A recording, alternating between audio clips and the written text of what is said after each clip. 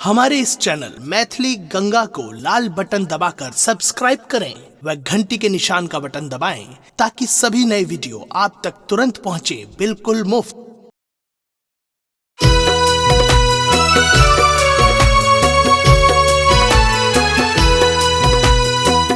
आप सुन रहे हैं गंगा कैसेट की प्रस्तुति।